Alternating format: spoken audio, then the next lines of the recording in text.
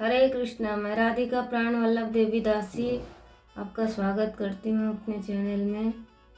और उम्मीद करते हैं कि आप बहुत अच्छे होंगे, क्योंकि आप सभी पुण्य वैष्णव भक्त हैं। तो आप पर वैष्णव की कृपा और कृष्ण की कृपा बहुत अत्यधिक है, और हम प्रार्थना भी करेंगे कि वो सदैव बनी रहे। तो आज का हमारा जो श्लोक है श्रीमद् भगवद गीता अध्याय 2 से 64 और 65, तो 64 और 65। मेरे से बहुत त्रुटि होंगी तो उन्हें क्षमा करना। हरे कृष्णा। मैं अपने प्रभु से आज्ञा लेती हूँ। गुरु महाराज की जय। ओम ज्ञानम तिमिरान्धस् ज्ञानाञ्जनं शलाकया चक्षुरुन्मीलितं येन तस्मै श्री गुरुवे नमः। श्री चैतन्य मनोभीष्टं स्थापितं येन भूतले स्वयं रूपा गदा मह्यं ददाति स्वपदान्तिकम्। वन्देऽहं श्रीगुरु श्रीयुतापदकमलं श्रीगुरान् वैष्णवान् श्रीरूपं साग्रजातं सहगण रघुनाथं तं सजीवं सावधैतं सावधूतं परिजन कृष्ण चैतन्य देवं श्री राधा कृष्ण पादान् सहगण ललिता श्री विशाखान्वितांश नमामि विष्णुपादाय कृष्ण प्रेष्ठाय भूतले श्रीमान् कृतुदास अधिकारी इति नामिने। नमामि विष्णुपादाय कृष्ण प्रेष्ठाय भूतले श्रीमते भक्ति वेदांत स्वामिनिति नामिने। नमस्ते सरस्वती देवे गौरवाणी प्रचारिणे निर्विशेष शून्यवादी पाश्चात्य देश तारिणे। हे कृष्ण करुणा सिंधु दीन बंधु जगतपते गोपेश गोपिका कांत राधा कांत नमस्तुते। तप्त कांचनम गौरांगी राधे वृंदावनेश्वरी वृषभानुसुते देवी प्रणमामि हरिप्रिये। जय श्री कृष्ण चैतन्य प्रभु नित्यानंदन श्री अद्वैता गदाधर शिवासादि गौर भक्त वृंद। हरे कृष्णा कृष्णा कृष्णा हरे हरे, हरे राम राम राम हरे हरे। जगत गुरु शिला प्रभुपाद की जय। श्रीमद् भगवद गीता की जय। आज का हमारा अध्याय तो आपको पता ही है, अध्याय 2 है गीता का सार, और श्लोक संख्या है 64 और 65। तो शुरू करते हैं। जगत गुरु शिला प्रभुपाद की जय। अनंत कोटि वैष्णव भक्त वृंद की जय। राग द्वेषा विमुक्ते तु विषयानेन्द्रिय चरन् आत्मा वशे विधये आत्मा प्रसादम् अधिगच्छति। प्रसादे सर्वदुःखानां हानिनाशस्य अस्य उपजायते। प्रसन्नचेता हि आशु बुद्धि अवतिष्ठते।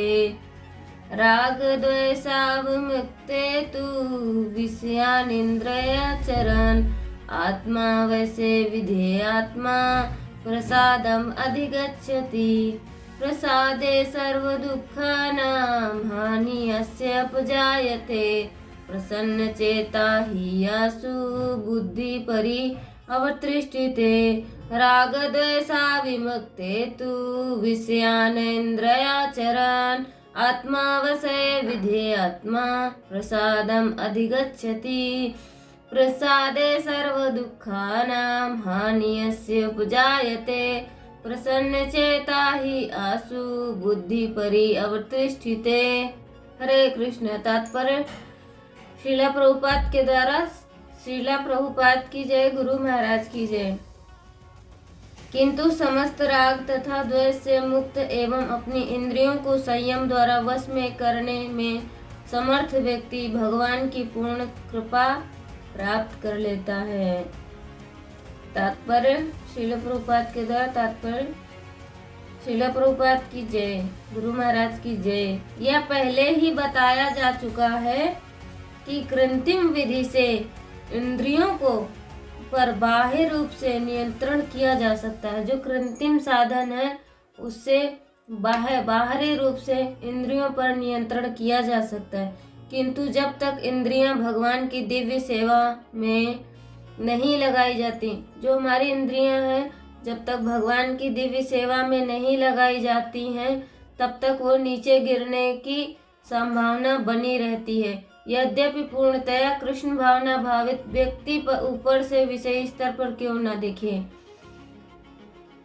किंतु कृष्ण भावना भावित होने से वह विषय कर्मों में आसक्त नहीं होता। जो कृष्ण की सेवा कर रहे होते हैं वो विषय वासनाओं में आसक्त नहीं होते हैं। उनका एकमात्र उद्देश्य है कृष्ण को प्रसन्न करना। जो कृष्ण भावना भावित है उनका उद्देश्य क्या है? सिर्फ और सिर्फ कृष्ण को प्रसन्न करना, अन्य कुछ नहीं। जो कृष्ण भावना भावित है, कृष्ण या विष्णु की सेवा कर रहे होते हैं, उनका उद्देश्य सिर्फ क्या होता है? उनका उद्देश्य सिर्फ यही होता है कि वो सिर्फ और सिर्फ कृष्ण को प्रसन्न रखें और कुछ नहीं, और वो ही यही कार्य करते भी हैं। अतः वह समस्त आसक्ति तथा विरक्ति से मुक्त होता है। तो वो चाहे किसी चीज मतलब आसक्ति और विरक्ति से मुक्त होता है। कृष्ण की इच्छा होने पर भक्त सामान्यतया वांछित कार्य भी कर सकता है। जब कृष्ण की इच्छा होगी तब वो कृष्ण की इच्छा के अनुसार अवांछित कार्य भी कर सकता है, किंतु यदि कृष्ण की इच्छा नहीं है तो वह उस कार्य को भी नहीं करेगा। अगर कृष्ण की इच्छा नहीं है तो वो उस कार्य को नहीं करेगा जिसे वह सामान्य रूप से अपने लिए करता है। तो यदि हम कोई अगर जैसे कोई विष्णु और कृष्ण की सेवा कर रहा है और उसके लिए वो कार्य नहीं है और कृष्ण की इच्छा नहीं है उसमें, तो वो वह कार्य नहीं करेगा जिसे वह सामान्य रूप से अपने लिए करता है। अतः कर्म करना या ना करना उसके वश में रहता है, क्योंकि वह केवल कृष्ण के निर्देशन के अनुसार ही कार्य करता है। यही चेतना भगवान की हेतु की कृपा है, जिसकी प्राप्ति भक्त को इंद्रियों में आसक्त हुए भी न हो सकती है। इस प्रकार से कृष्ण भावनामृत में तुष्ट व्यक्ति के लिए संसार के 3 ताप नष्ट हो जाते हैं। तुष्ट, एक होता दुष्ट, दूसरा होता तुष्ट। तुष्ट व्यक्ति के लिए तीनों ताप नष्ट हो जाते हैं और ऐसी तुष्ट चेतना होने पर उसकी बुद्धि शीघ्र ही स्थिर हो जाती है। त्रिताप, आध्यात्मिक, आदि भौतिक, आदि दैविक। तो ये जो 3 ताप हैं, जब वो कृष्ण भावना मृत में लगा रहेगा तो उसके लिए 3 ताप नष्ट हो जाते हैं और वह उसकी बुद्धि और चेतना शीघ्र ही स्थिर हो जाते हैं, एकनिष्ठ हो जाते हैं। विधेयात्मा, साधक का अंतःकरण अपने वश में रहना चाहिए। जो साधक है उसका अंतःकरण है जो अपने वश में रहना चाहिए। अंतःकरण को वशीभूत किए बिना कर्मयोग की सिद्धि नहीं होगी। प्रत्युत कर्म करते हुए विषयों में राग होने की और पतन होने की संभावना रहती है। वास्तव में देखा जाए तो अंतःकरण को अपने वश में रखना हर एक साधक के लिए आवश्यक है। कर्मयोगी के लिए तो इसकी विशेष आवश्यकता है। आत्म वशये राग द्वेषा विमुक्तये इंद्रिय, जैसे विधेयात्मा पद अंतःकरण को वश में करने के अर्थ में आया है। आत्म वशये पद इंद्रियों को वश में करने के अर्थ में आया है। तात्पर्य यह है कि व्यवहार करते समय इंद्रियां अपने वशीभूत होनी चाहिए। यदि हम किसी से कोई व्यवहार कर रहे हैं तो हमारी इंद्रियां वशीभूत होनी चाहिए। इंद्रियों का राग द्वेष रहित होना जरूरी है। अतः इंद्रियों से किसी विषय ग्रहण राग पूर्वक ना हो और किसी विषय का त्याग द्वेष पूर्वक ना हो, कारण कि विषयों के ग्रहण और त्याग का इतना महत्व नहीं है जितना महत्व इंद्रियों में राग और द्वेष न होने देने का है। इसीलिए तीसरे अध्याय के 44वें श्लोक में भगवान ने साधक के लिए सावधानी बताई है। प्रत्येक इंद्रियों के विषय में राग और द्वेष रहते हैं। प्रत्येक इंद्रियों के विषय में राग और द्वेष रहते हैं। साधक इनके वशीभूत ना हो, क्योंकि ये दोनों ही साधक के शत्रु हैं। भगवान ने कहा कि जो साधक राग द्वेष आदि द्वंद्वों से रहित हो जाता है वह सुख पूर्वक मुक्त हो जाता है। जो राग और द्वेष से मुक्त हो जाता है वो सदैव रहित हो जाता है, वो सदैव मुक्त रहता है। अब राग द्वेष क्या, राग द्वेष क्या है? जैसे किसी वस्तु या व्यक्ति या स्थान में जब राग आता है तो उसके बिल्कुल भी द्वेष दिखते ही नहीं है, बिल्कुल भी नहीं दिखते, चाहे वो कितनी भी बड़ी गलती क्यों ना कर ले, उसके द्वेष तो दिखेंगे ही नहीं।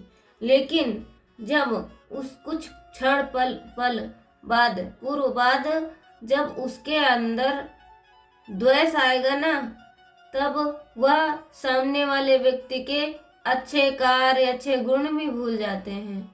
तो ये जब राग और द्वेष दोनों से रहित हो जाएंगे तब मुक्त हो सकते हैं, अन्यथा मुक्त होने का कोई प्रश्न ही नहीं उत्पन्न होता है। तो जब राग और द्वेष से रहित होना चाहिए।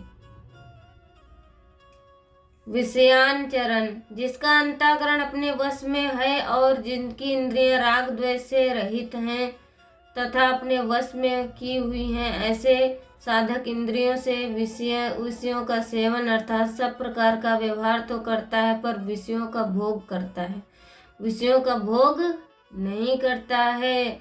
ऐसा साधक इंद्रियों से विषयों का सेवन अर्थात सब प्रकार का व्यवहार तो करता है पर विषयों का भोग नहीं करता। भोग बुद्धि से किया हुआ विषय सेवन का ही पतन कारण होता है। इस भोग बुद्धि का निषेध करने के लिए ही यहाँ विध्यात्मा आत्मवशय आदि पद आए हैं। प्रसादम अधिगच्छति, राग द्वेष रहित होकर विषयों का सेवन करने से साधक अंतःकरण की प्रसन्नता स्वच्छता को प्राप्त होता है। यह प्रसन्नता मानसिक तप जो शारीरिक और वाचिक तप से ऊंचा है। अतः साधक को ना तो राग पूर्वक विषयों का सेवन करना चाहिए और न द्वेष पूर्वक विषयों का त्याग करना चाहिए, क्योंकि राग और द्वेष इन दोनों से ही संसार के साथ संबंध जुड़ता है। अब यहाँ पर एक ये पॉइंट बहुत गहरा है कि विषयों का सेवन करना चाहिए और ना द्वेष पूर्वक विषयों का त्याग करना चाहिए। तो जो विषय हैं द्वेषपूर्ण, मतलब किसी में कमी देखकर उसको छोड़ना नहीं चाहिए।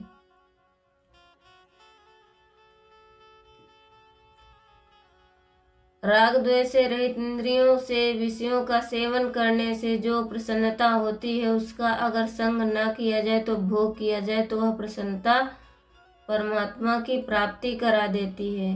प्रसादे सर्व दुखानाम हानि जायो उपजायते, चित्त की प्रसन्नता स्वच्छता प्राप्त होने पर संपूर्ण दुखों का नाश हो जाता है, अर्थात कोई भी दुखी नहीं रहता। कारण है कि राग होने से चित्त में खिन्नता होती है।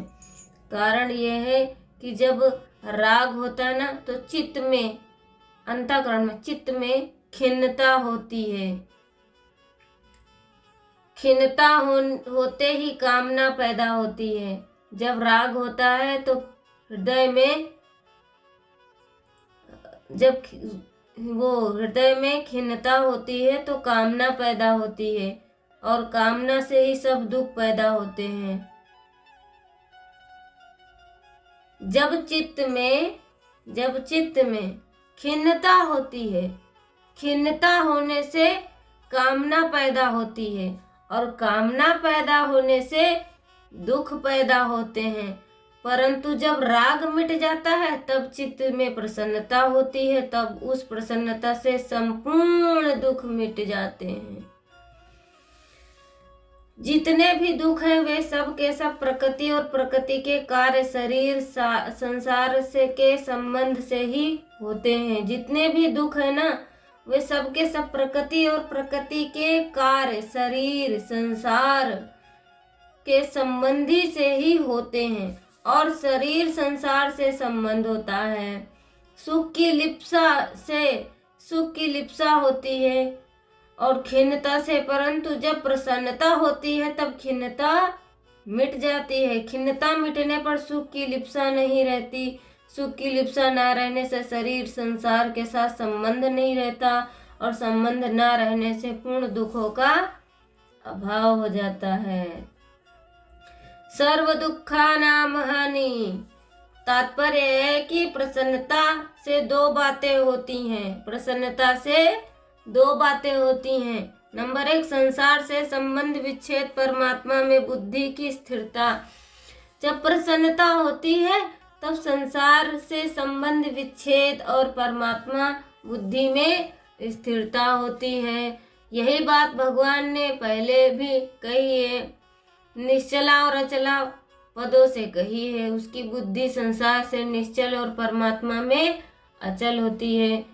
यहाँ सर्व दुखानाम हानि का तात्पर्य यह नहीं है कि उसके सामने दुखदायी परिस्थितियां नहीं आएंगी नहीं। प्रत्युत इसका तात्पर्य यह है कि कर्मों के अनुसार उसके सामने दुखदायी घटना परिस्थिति आ सकती है, परंतु उसके अंतःकरण में दुख, संताप, हलचल और विकृति नहीं होती।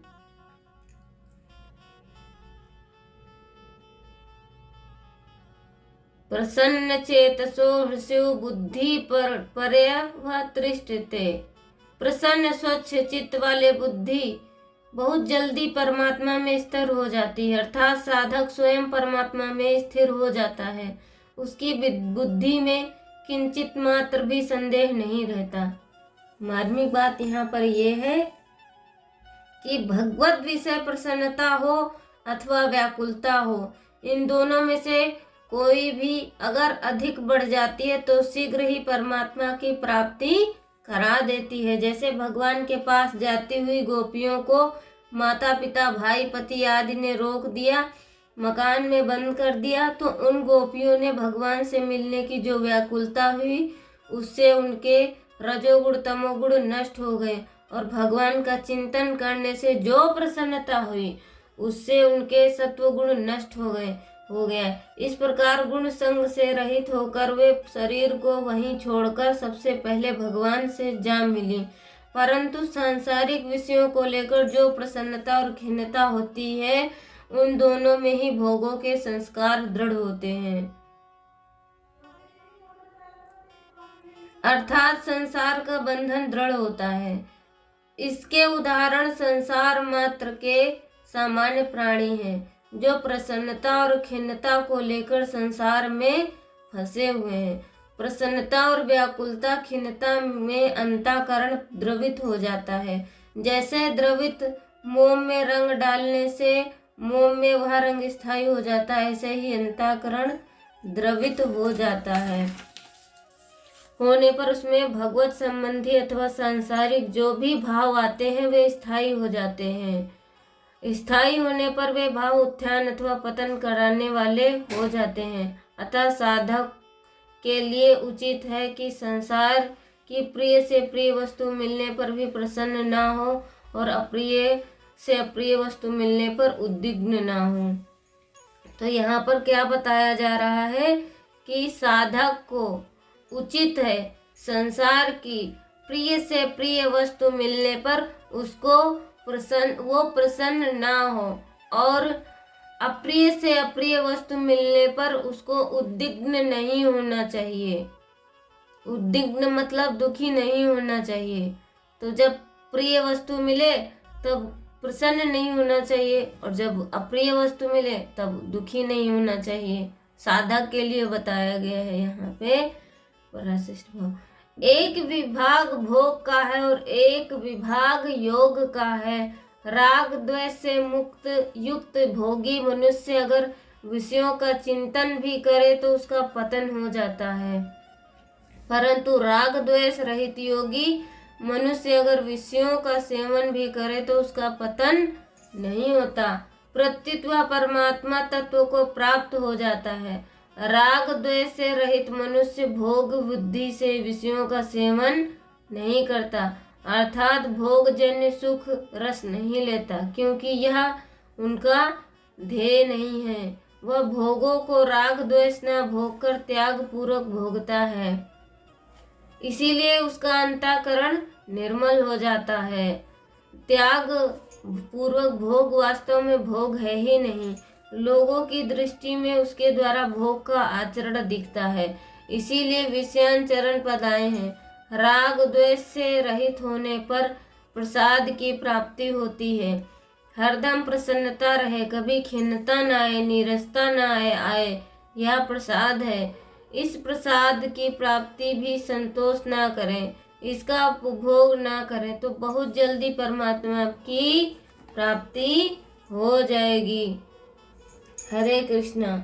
इससे हमने सीखा कि हमें अगर परमेश्वर को प्राप्त करना है तो हमें प्रिय वस्तु मिलने पर हमें प्रसन्न नहीं होना चाहिए और अप्रिय वस्तु मिलने पर दुखी नहीं होना चाहिए, और राग द्वेष से मुक्त होना चाहिए। और ऐसा भी नहीं जब द्वेष पूर्वक राग को त्याग करे, क्योंकि इसी से संसार संबंध जुड़ा हुआ है। हरे कृष्णा। दंडवत प्रणाम।